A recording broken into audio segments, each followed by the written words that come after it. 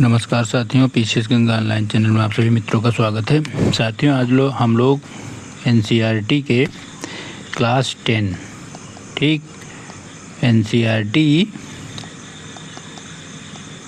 की क्लास 10 की NCERT class 10 का भूगोल के तहत, ज्योग्राफी के तहत संसाधन और मानव विकास, संसाधन और उसके विकास को पढ़ेंगे। जो लोग नए हैं चैनल पे, कृपया चैनल को सब्सक्राइब कर लीजिए। साथियों, आप लोगों के लिए कम से कम अभी तक चैनल पे 100 वीडियो से अधिक जीएस के मैटर डाले गए हैं, जिसमें इतिहास, भूगोल, संविधान, इकोनॉमिक्स, करंट अफेयर्स, एनसीईआरटी से साथ साथ और बेसिक जीएस के भी क्लासेस उपलब्ध हैं। आप लोग प्लेलिस्ट में जाके वीडियो को देख सकते हैं। चलिए शुरू करते हैं। हमने एनसीईआरटी की को ही जो पीडीएफ है उसी को वो किया है, क्योंकि आप लोग देखिए एनसीईआरटी किस आधार पे आपके लिए महत्वपूर्ण है। जब हम मेंस लिखने जाते हैं, याद रखिएगा, जब हम मेंस लिखने जाते हैं तो हम बेसिक चीज़ों को भूल जाते हैं। एनसीईआरटी की पहली लाइन देखिए कितनी अच्छी है। आप सीधा अगर इससे संबंधित प्रश्न आए मेंस में लिख सकते हैं। हमारे पर्यावरण में उपलब्ध प्रत्येक वस्तु जो हमारी आवश्यकता को पूरा करने में प्रयुक्त की जाती है और जिनको बनाने के लिए प्रौद्योगिकी उपलब्ध है, जो आर्थिक रूप से संभाव्य और सांस्कृतिक रूप से मान्य है, एक संसाधन है। प्राकृतिक संसाधन या कोई भी संसाधन पूछे आपसे तो यही इतना लिख दीजिए, आपकी भूमिका बहुत अच्छी मानी जाएगी। आपकी भूमिका बहुत अच्छी बन जाएगी। अब देखिए, हमारे पर्यावरण में उपलब्ध वस्तुओं के रूपांतरण प्रक्रिया प्रकृति, प्रौद्योगिकी और संस्थाओं के पारस्परिक क्रियात्मक संबंध में निहित है। मानव प्रौद्योगिकी द्वारा प्रकृति के साथ क्रिया करता है। मानव जो होता है वो प्रौद्योगिकी के साथ, प्रकृति के साथ क्रिया करता है और आर्थिक विकास की गतिविधियों को तेज करता है। संसाधन होते कितने प्रकार के हैं? उत्पत्ति के आधार पर देखेंगे तो संसाधन, फिर पहले उत्पत्ति के आधार पे समाप्त होने योग्य या अनवीकरणीय, स्वामित्व के आधार पे, विकास के आधार पे। उत्पत्ति के आधार पे दो हैं, जैव अजैव। समाप्त होने के आधार पे नवीकरणीय, अनवीकरणीय। स्वामित्व के आधार पर व्यक्तिगत स्वामित्व है, समुदाय का है, राष्ट्र का है, अंतर्राष्ट्रीय है। विकास के आधार पर संभावित, विकसित, भंडार और संचित कोष। चलिए एक डायग्राम के माध्यम से आप समझिएगा संसाधन को।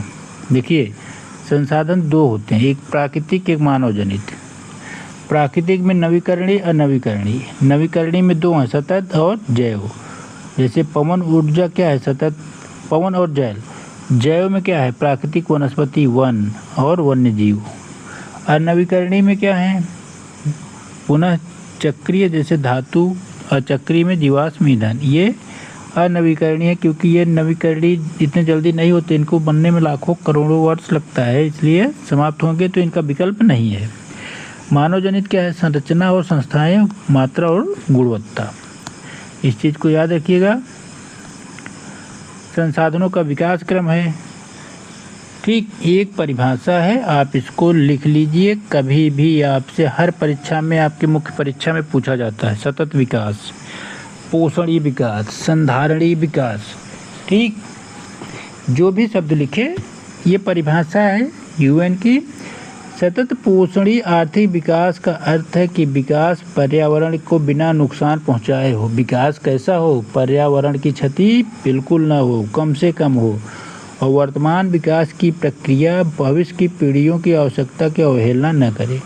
अर्थात वर्तमान की आवश्यकताओं की पूर्ति के साथ साथ भविष्य या आने वाली पीढ़ियों की आवश्यकताओं को भी ध्यान में रखना बहुत ज़रूरी है। रियो डी जेनेरो पृथ्वी सम्मेलन 1992, जून 1992 में 100 से अधिक राष्ट्राध्यक्षों ने ब्राज़ील के शहर रियो डी जेनेरो में प्रथम अंतर्राष्ट्रीय पृथ्वी सम्मेलन में सम्मिलित हुए। किसमें? प्रथम अंतर्राष्ट्रीय पृथ्वी सम्मेलन 1992, रियो सम्मेलन, ब्राज़ील।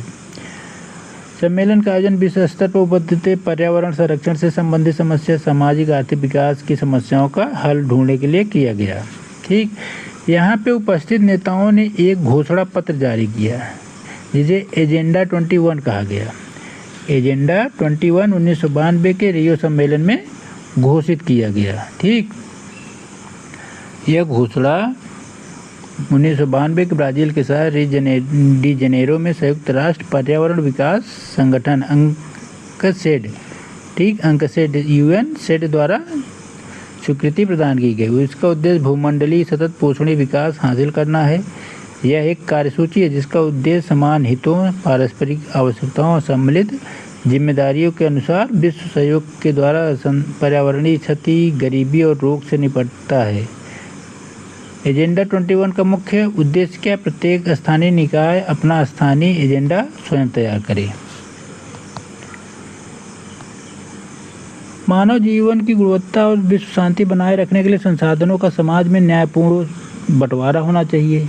यदि कुछ व्यक्ति और देशों द्वारा संसाधनों का दोहन जारी किया जाता है तो हमारी पृथ्वी का भविष्य खतरे में पड़ सकता है। संसाधन नियोजन क्या है? संसाधनों का विवेकपूर्ण उपयोग ही संसाधन नियोजन है। ठीक, क्या है? संसाधनों का विवेकपूर्ण उपयोग नियोजन की सर्वमान्य रणनीति है। ठीक,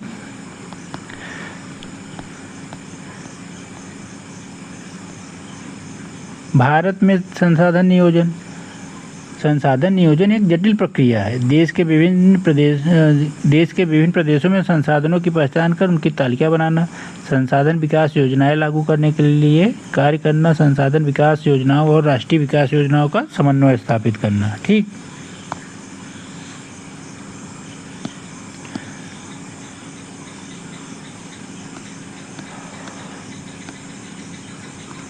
इधर संसाधन से संबंधित मैटर है, आप लोग पढ़ लीजिएगा। प्री के लिए कम है, मेंस के पर्पस से अच्छा है मैटर। अगर कुल विश्व के भूभाग को देखा जाए तो 46% और 43% भाग पर मैदान है। मैप डायग्राम में देखिएगा, मुख्य भू आकृतियों के अंतर्गत 27% पठार है और 30% पर्वत श्रेणियाँ हैं। अर्थात 100% में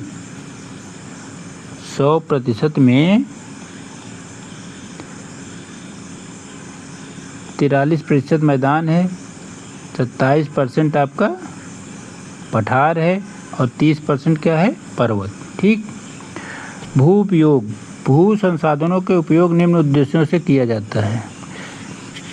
देखिए, एक बहुत बार पूछा गया क्वेश्चन, एक तो रियो 1992 पृथ्वी सम्मेलन, दूसरा है 1968 में क्लब ऑफ रोम की स्थापना की गई। क्लब ऑफ रोम की स्थापना कब की गई? 1968।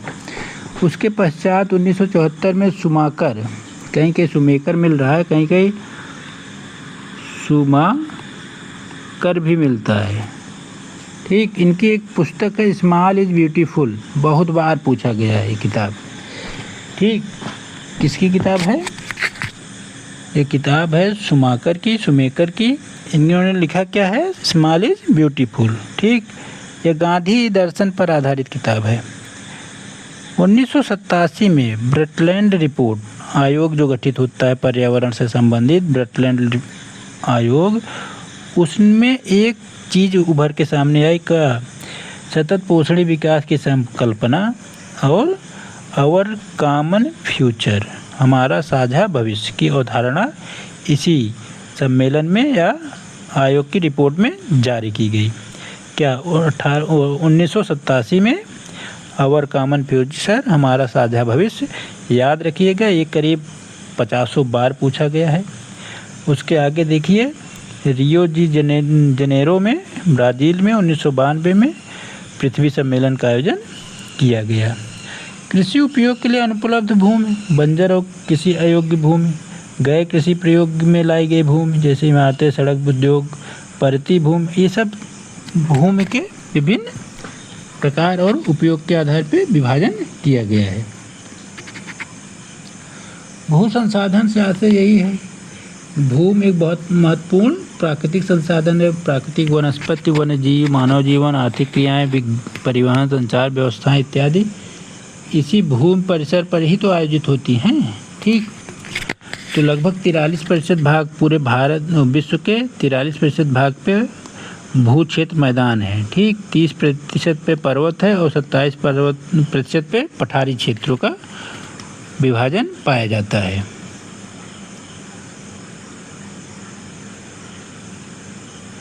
देखिए विभाजन किया गया है, इसको देख लीजिएगा, इसके आंकड़े याद कर लीजिएगा। ठीक, दोनों के आंकड़े अलग अलग हैं, याद कर लीजिएगा देख के।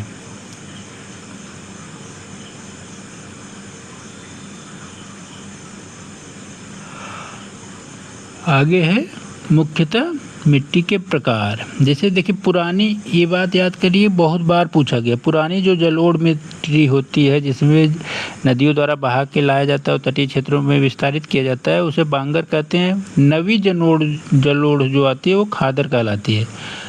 बांगर मृदा में कंकर ग्रंथियों की मात्रा पाई जाती है। ठीक, जलोढ़ मृदाएं उपजाऊ बहुत होती हैं।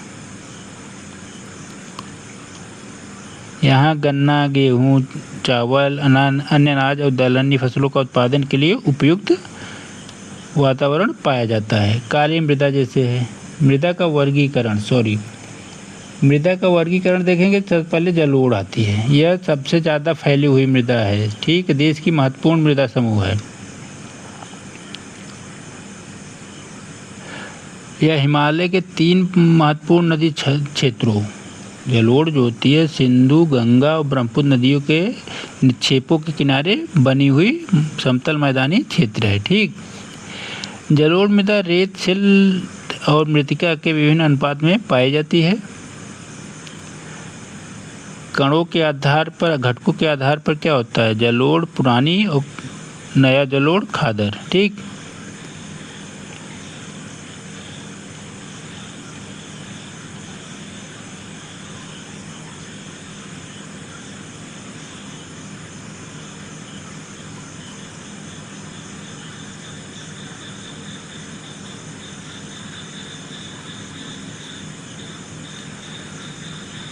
जलोढ़ मृदा में कौन कौन सी फसलें मुख्यतः होती हैं? ये देखिए, जलोढ़ मृदा में पोटास, फास्फोरस और चूना युक्त होती हैं। गन्ना, गेहूँ, चावल इत्यादि फसलें इसमें अच्छे से होती हैं। ठीक, इनका उपजाऊपन ठीक ठाक होता है। इसके पश्चात आती है काली मृदा।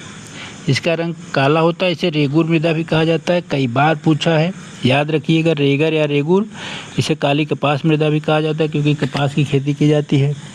ठीक, यह दक्कन के पठार क्षेत्र में मुख्यतः पाई जाती है। महाराष्ट्र, सौराष्ट्र, मालवा, मध्य प्रदेश और छत्तीसगढ़।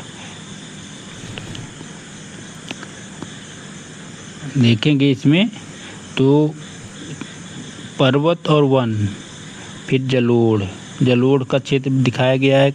लाल और पीली मृदा, काली मिट्टी, लैटेराइट और शुष्क मृदाओं का निरूपण मैप में किया गया। आप लोग मैप में आराम से देख सकते हैं चीज़ों को। चित्रांकन जो किया गया वो इसी चित्र को पूरे भारत के मैप में सेट करके देख सकते हैं। काली मृदा जो होती है, महीन कणों को मृत्तिका कहा जाता है। नमी धारण क्षमता अच्छी होती है। इन मृदाओं में कैल्शियम, कार्बोनेट, मैग्नीशियम, पोटास और चूने के पौष्टिक तत्वों से पूर्णतः परिपूर्ण होती है। फास्फोरस की मात्रा कम होती है। गर्म और शुष्क मौसम में इन मृदाओं की गहरी दरारें पड़ जाती हैं।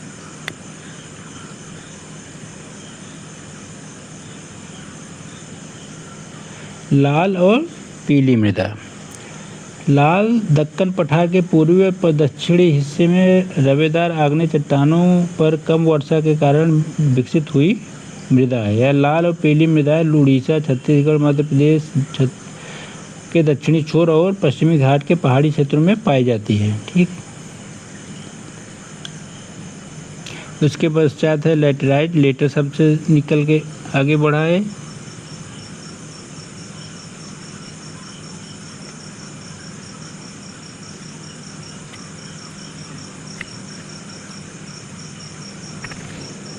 यह मृदा मुख्यतः कहाँ पाई जाती है? लाल और पीली। केरल, कर्नाटक, तमिलनाडु चाय और कॉफ़ी के लिए महत्वपूर्ण है। तमिलनाडु, आंध्र, केरल में लाल लैटेराइट मृदा पाई जाती है। ठीक, मरुस्थलीय मृदा। इसके पश्चात आ जाएगा आपका वर्षा मृदा अपरदन संरक्षण।